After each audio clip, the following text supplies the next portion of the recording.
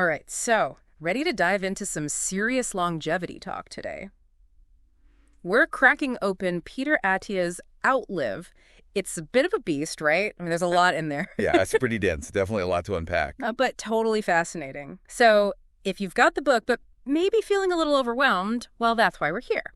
Consider us your guides, I guess. Yeah, your Outlive Sherpas helping you navigate the really juicy parts and figure out what you can actually do with all this knowledge. Right.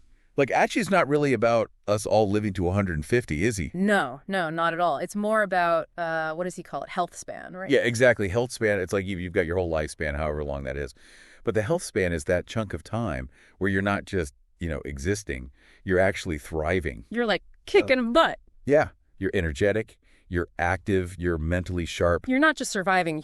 You're fully living it. Exactly. Delaying all those diseases and decline as long as possible. And that's what Attia's really focused on. I love that. It's quality over quantity. So how do we actually make that happen? Well, Attia's got this whole thing about medicine 2.0 versus medicine 3.0. Yeah, and he's not a fan of 2.0, is he? Not so much. Basically, he's saying the way we approach healthcare now is like we wait till something breaks and then we try to fix it. Yeah, it's all reactive. Right. But he's pushing for this 3.0 model, which is all about prevention. It's like, imagine going to the doctor when you feel amazing. Right. And instead of looking for what's wrong, they're looking for what could go wrong down the road. That's wild, like catching things before they even become a problem. Right. It's about shifting the focus from treatment to prevention. It's almost like instead of patching up potholes in the road, we're trying to build a road that's less likely to get potholes in the first place. Yeah, I like that. And that leads us to this really interesting concept he introduces, the centenarian decathlon. Yeah, okay. What? The centenarian decathlon. It's like, imagine you're 100 years old, right? Mm-hmm. What would you need to be able to do physically to actually enjoy life at that age? Ooh, okay. I'm picturing it. Like getting up off the floor without help, or carrying groceries, or playing with my grandkids. Exactly. Things that seem easy now, but might not be so easy at 100. Oh, for sure. So what's the point? Are we supposed to start training for, like, the Senior Olympics or something? Haha, not exactly. It's more about recognizing that we need to be training now for the lives we want to live decades from now. That's a really cool way to think about it. It's like, my workout today is actually an investment in my future self. Right. You're not just exercising, you're preparing for a long and active life. Mm-hmm. And that preparation involves addressing those big threats to our health span. The four horsemen, as he calls them. Ooh, yeah, those sound pretty scary. Well, they are serious. We're talking heart disease, cancer, neurodegenerative diseases like Alzheimer's and type 2 diabetes. Wow, the heavy hitters. But, I mean, aren't those just kind of like inevitable parts of aging? What can we really do about them? That's where Attia's approach is so interesting. He doesn't see them as separate, isolated problems. He argues that they're often connected by a common underlying issue, metabolic dysfunction. Okay, that's a term I've heard before, but I'll be honest, it's always sounded a little bit over my head. Yeah, I get it. It can be confusing. But basically, it's about how well your body processes energy. Okay, so like how efficiently our body burns fuel. Exactly. And when our metabolism isn't working properly, it can lead to all sorts of problems. Like, think of it like your body's internal engine, right? If the engine's not running smoothly... things start breaking down. Right. And that can increase your risk for those four horsemen we talked about. So Attia argues that a lot of it comes down to something called insulin resistance. Insulin resistance. Now that rings a bell, but I'm fuzzy on the details. Well, think of it like this. Insulin is like a key that unlocks your cells to let glucose or sugar in for energy. And with insulin resistance, those locks become rusty, so to speak. So the key's not working as well. Exactly. And that means it takes more and more insulin to get the same amount of glucose into your cells. And that excess glucose in your bloodstream can cause all sorts of damage over time. Okay, now it's clicking. So this insulin resistance thing is like a domino effect leading to all these other problems. Right. And that's where Attia's approach to exercise, nutrition, sleep, all of that comes in. It's all about improving your metabolic health, keeping that engine running smoothly. So it's not just about living longer, it's about living better for longer. Exactly. It's about maximizing that health span so you can, really enjoy those extra years. All right. I'm so on board with that. So where do we even begin? Attia lays out a pretty comprehensive plan, right? Like a 5-part strategy. He does. He calls them his 5 tactical domains. We'll go over the first 4 today. All right, let's do it. So first up, We've got exercise. What's Attia's take on the best way to move for longevity? Is he all about those crazy intense workouts? Actually, not so much. He's a big advocate for something called Zone 2 training. Zone 2 training. Okay. That sounds kind of sci-fi. What is that? It's basically that sweet spot where you're pushing yourself just enough to get your heart rate up, break a sweat, but you can still hold a conversation. Think of brisk walking, light jog, easy bike ride, that sort of thing. Okay, I can get behind that. Sounds a lot more enjoyable than like those HIT classes where you feel like you're going to pass out. Right. And the great thing is, Zone 2 is incredibly beneficial for your overall health. It's especially good for your mitochondria, those little powerhouses inside your cells that turn fuel into energy. So it's not just about burning calories, it's about like upgrading our cellular energy systems. Exactly. I love it. But wait, doesn't Attia also talk about needing strength, like to be a thriving centenarian? You're absolutely right. We don't want to be just, skinny and frail. We need to build that foundation of strength so we can, avoid injuries, maintain our mobility as we age. Yeah, totally. I mean, think about being able to get up off the floor easily when you're like 80 or 90. Exactly. So Attia recommends incorporating some strength training a couple of times a week. Okay, so zone 2 for stamina, strength training to stay strong and mobile. It's starting to feel like we're really prepping for that centenarian decathlon. Exactly. It's all about training for the life you want to live, decades from now. And that training goes beyond the physical, too. We need to fuel our bodies properly, which brings us to Attia's unique approach to nutrition. He calls it Nutrition 3.0. Nutrition 3.0. Ooh, okay, now I'm intrigued. What makes this different from like every other diet out there? It's all about understanding your body's unique responses to different foods. It's not a one-size-fits-all kind of thing. Okay, that makes sense. Yeah. But how do we figure out our own personal like food code? Well, Attia is a big fan of continuous glucose monitoring, or CGM. It's like having this little device that tracks your blood sugar levels throughout the day. Oh, wow. So you can actually see how different foods affect you. Exactly. It's about, gathering data, not just following some generic guidelines. And that allows you to make really informed choices about what you eat. That's pretty cool. So it's like we're not just guessing anymore. We're becoming like our own metabolic detectives. Right. Armed with data, not just opinions. I like it. All right. So we've got exercise, we've got nutrition. What's next in our longevity toolkit?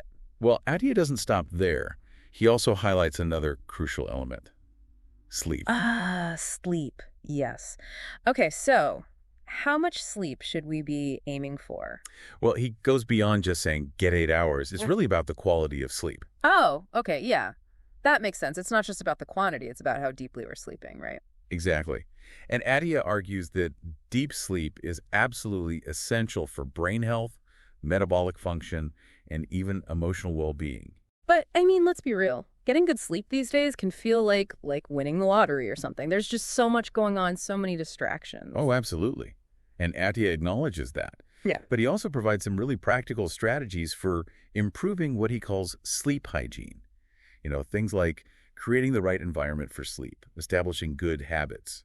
Okay, I'm already taking notes. This is good stuff. All right, so exercise, nutrition, sleep. We're covering all the bases. But Attia also throws something else into the mix that I find really interesting. The link between emotional health and longevity. How does that fit into the whole picture? Yeah, it's a big piece of the puzzle. Attia is incredibly open about his own struggles with anxiety and depression. And he argues that unresolved trauma, chronic stress, those things can actually sabotage your best efforts when it comes to physical health. Wow. So, our emotional baggage can actually shorten our lifespan. In a way, yes. Yeah. He's saying that our emotional well-being is just as important as our physical well-being when it comes to longevity. That makes sense. It's like trying to run a marathon with a backpack full of rocks. You might get there eventually, but it's going to be a lot harder. Exactly. And that's where Attia introduces this powerful tool called dialectical behavior therapy, or DBT. It's a type of therapy that's really effective for helping people manage their emotions and cope with stress. Now, I've heard of DBT, but I always thought it was for people with serious mental health conditions. Is Attia saying that we all need therapy? Not necessarily. While DBT can be incredibly helpful for those struggling with, severe anxiety or depression, Attia believes that the skills it teaches can benefit everyone. Things like mindfulness, emotional regulation, distress tolerance. So it's like having a mental toolkit for navigating life's inevitable ups and downs. Exactly. And just like with physical exercise, these emotional skills take practice, but the more you use them, the stronger you become. I love that. It's all starting to come together now. Exercise, nutrition, sleep, emotional health. Addie is taking a very holistic approach to longevity. He is.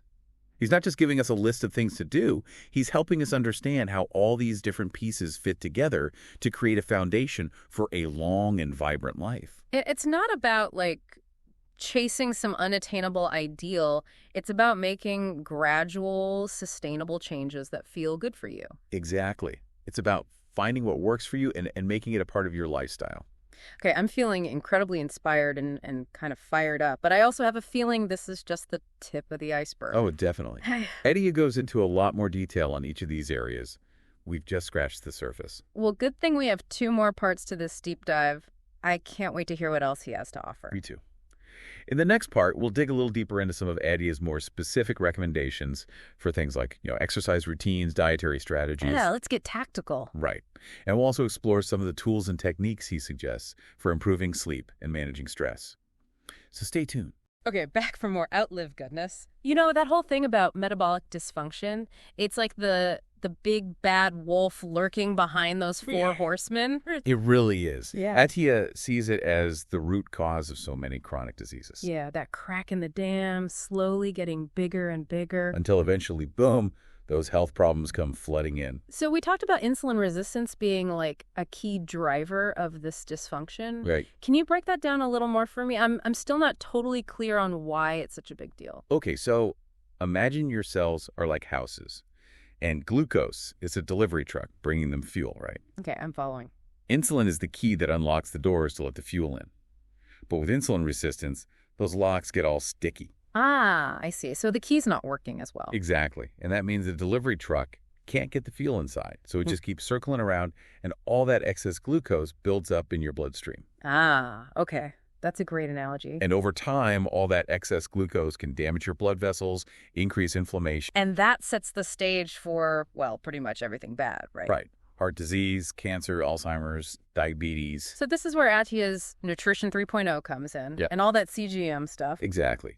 By using CGM, you can actually see how your blood sugar spikes after different meals. It's like you're getting a behind-the-scenes look at your metabolism in action. Right. You can see which foods are causing those sticky lock moments. But is CGM really for everyone? Seems like a lot, honestly. Yeah, it can be a bit much, especially if you're just starting out. So what can people do if they're not ready to jump into CGM? There's still plenty of things you can do. Attia emphasizes, for example, prioritizing protein and fiber at meals. Oh, right. Like starting with the veggies and protein before diving into the carbs. Exactly. Because protein and fiber slow down digestion, so Wow. you don't get those rapid spikes in blood sugar. It's like slowing down the fuel delivery truck so it has time to actually make those deliveries. Exactly. I love that. What else does Attia recommend for optimizing our food choices? Well, he also talks a lot about the timing of our meals. Timing. Okay, I'm curious. He's a big fan of time-restricted feeding, or what some people call intermittent fasting. Oh, yeah, I've heard of that. But I- I've never really tried it. What's the benefit exactly? It basically gives your body a longer break from digesting food. Okay. And that allows it to switch from like fuel burning mode to repair and maintenance mode. Ah, I see. So it's like giving our bodies a chance to catch their breath and recharge. Exactly. I like that a lot. So maybe eating within like an 8-hour window each day. That's a common approach. But, it's not about forcing yourself to be hungry. You can start with a shorter window and gradually increase it over time. Yeah, totally. Listen to your body. Now, I'm always curious about the science-y stuff. Of course. Attia goes pretty deep on cholesterol and heart disease. And I'll admit, I found some of that a little tough to follow. Yeah, he definitely challenges some of the conventional thinking in that area. Like, he's not a huge fan of just focusing on good HDL and bad LDL cholesterol, right? Right. He argues that those numbers don't tell the whole story. And he introduces this other marker called ApoB, which, I gotta be honest, kind of went over my head. Yeah, it's a bit complicated. But think of LDL cholesterol like a boat, and ApoB is the captain steering it. Okay. I like where this is going. So even if you have a few small LDL boats, if they all have experienced captains, A high ApoB level, they can still do a lot of damage. Oh, that's a great way to explain it. So it's not just about the number of boats, but also who's driving them. Exactly. And that's why Attia argues that ApoB is actually a better predictor of heart disease risk than LDL cholesterol alone. Fascinating. So how do we keep those EPO-B captains in check? Well, a lot of it comes down to lifestyle. Exercise, healthy diet, not smoking, those things all help. Okay, that makes sense. I also remember reading something about gum disease and heart disease. What's the connection there? Yeah, Attia talks about that. Basically, chronic inflammation in your gums can actually spill over into your bloodstream. Oh, wow. And that contributes to inflammation in your arteries, which is a major driver of heart disease. So taking care of our teeth and gums is about more than just a pretty smile. Right. It's about protecting your heart, too. It's amazing how interconnected all these different aspects of our health are. It really is. And that interconnectedness extends to our emotional well-being as well. Remember, Attia is a big believer in DBT. Right, right. So have you personally tried any of those DBT skills? I have, yeah. As someone who can tend to overthink things, I've found the mindfulness techniques really helpful. For just kind of calming the mind. Exactly. It's like hitting the pause button on all those racing thoughts. I can relate to that. What about those other DBT skills, the distress tolerance ones? Those have been really valuable, too. They give you a framework for navigating those tough moments when life throws you a curveball. Right, right. Yeah. So instead of freaking out, you have a plan. Exactly. You have a set of tools you can use to manage those difficult emotions. Okay, so we've got our exercise plan, our nutrition strategy. We're sleeping like babies. We're Zen masters of emotional regulation. Uh-huh. Almost. What about those chemicals that regulate lifespan? That's the fifth part of Attia's plan, right? It is, and it's a really fascinating area. He dives into the science of aging, exploring how certain molecules and pathways influence how long we live. So is he talking about like supplements or medications that can extend our lifespan? He explores those possibilities, but he's very cautious about making any specific recommendations. Yeah. It's a complex topic. It is, and the research is still evolving. Yeah. But he does emphasize that no supplement can replace the fundamentals. Right. You can't just pop a pill and expect to live to 150. Exactly. It's about creating a foundation for health and longevity through those lifestyle factors we've been talking about. I feel like we've covered so much ground already. We have, but there's still more to come. I'm ready for round 3. All right. In the final part of our deep dive, we'll get into some more specific tactical strategies for putting all of this into action. Awesome. Let's do it. Back for the final stretch of our Outlive deep dive. All right. So we've talked the talk. Now it's time to walk the walk, right? Time to get tactical. Let's break it down. Practical steps our listeners can actually start doing. Well, today, ideally. All right, let's do it. So, exercise first. Remember, zone 2, that sweet spot Attia loves. Yep. Brisk walks, easy jogs, all that good stuff. Exactly. He suggests at least 3 hours a week. Yeah. But you don't got to do it all at once. Right. Break it up. Could even just be like longer dog walks. Totally. Every bit counts. And then, of course, we need strength training. Can't forget those muscles. Yeah. Got to be able to get up off the floor when we're 100, right? Exactly. Right. A couple times a week should do it. Things like squats, deadlifts, push-ups. I'm already feeling sore. Any tips for beginners? Start slow. Absolutely. Focus on good form. Don't go too heavy at first. There are tons of resources online, even apps that can help you. Yeah. There's no shame in starting with body weight exercises either. For sure. All right. Now, nutrition. This one can be tricky, but remember, it's all about finding what works for you. And using that CGM data if you have it. Right. But even without it, some simple swaps can make a big difference. Like, always prioritize protein and fiber at meals. Think veggies, lean protein, healthy fats, then a smaller portion of those complex carbs. So basically flipping the script on the typical, carb-heavy meal. Exactly. And ditch those sugary drinks. Water, tea, those are your friends. Easy enough. Oh, and what about meal timing? Time-restricted feeding, was it? Yep. Attia recommends giving your body a longer break from digesting, so like eating within an 8-hour window and then fasting for 16. Okay, so like finishing dinner by 8 p.m. and then not eating again until, say, noon the next day. Something like that. You can adjust it to fit your schedule. The key is finding what's sustainable for you. Makes sense. What about supplements? Any magic longevity pills Attia is recommending? He's pretty cautious on that front. The research is always changing. He stresses that nothing replaces those fundamentals. Yeah. Good diet, exercise, sleep. So no shortcuts, basically. Not really, no. Speaking of sleep, remember those tips for creating a good sleep environment. Yeah. Dark, quiet, cool room. No screens before bed, all that good stuff. Right. And don't underestimate a good bedtime routine. Maybe a warm bath, some reading, gentle stretching. I do love a good bath. Any tips for those of us who, like, lie in bed with our minds racing? Definitely. Guided meditations can be helpful, or just some simple deep breathing exercises. Breathing, always a good one. Okay, so we've got exercise, nutrition, sleep, almost there. What about that emotional fitness piece? How do we actually use those DBT skills? Well, mindfulness is a great place to start. Just bringing your attention to the present moment, without judgment. You can practice this anytime, anywhere. Like even while doing the dishes. Exactly. Uh-huh. Or, when you're feeling overwhelmed, try that opposite action thing. Do the opposite of what your emotions are urging you to do. So if you're feeling anxious and want to isolate yourself, reach out to a friend instead. Exactly. It's about breaking those unhelpful patterns. And remember, it takes time to build these skills. Be patient with yourself. This has been amazing. So much great stuff in Outlive. I feel like I've got a whole new toolkit for life, really. Me too. But remember, knowledge is only half the battle. Yeah. Now it's time to put it all into practice. Yes, take action. What's that one small change you can make today to start living the Outlive philosophy? We'd love to hear it. That's it for our Outlive deep dive. We hope you've enjoyed the journey as much as we have.